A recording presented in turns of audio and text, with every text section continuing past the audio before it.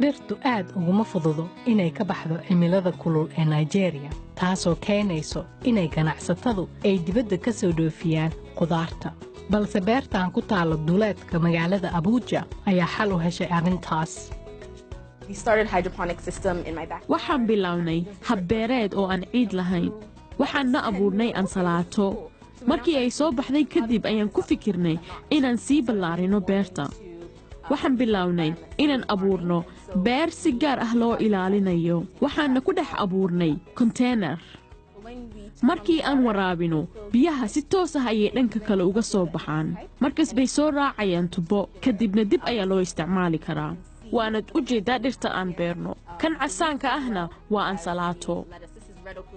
beertan ayaa xooga saarayso inay si joogto ah u kobciso deegaanka iyadoo dhaqaalaynayso biyaha, abuuraysana qudaar aan kiimikooyin lagu darin.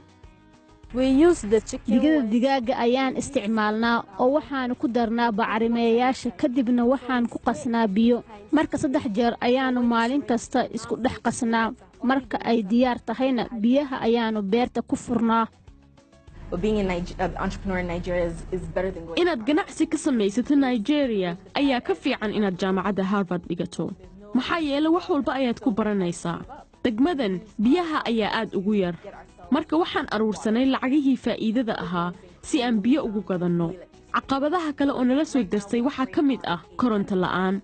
hadda waxaan isticmaalaynaa matoor, balse waxaan ururinaynaa lacag kale si aan ugu beddelno isticmaalka tamarta cadceedda. qorshaha aanu ka leenahay beertan ayaa ah inaan ballaarino oo aan ka furno suuq qudaareed si ay dadku ugu soo dalxiis tagaan oo ay ugu nastaan, balse waa inaan meel uun ka bilownaa marka hore.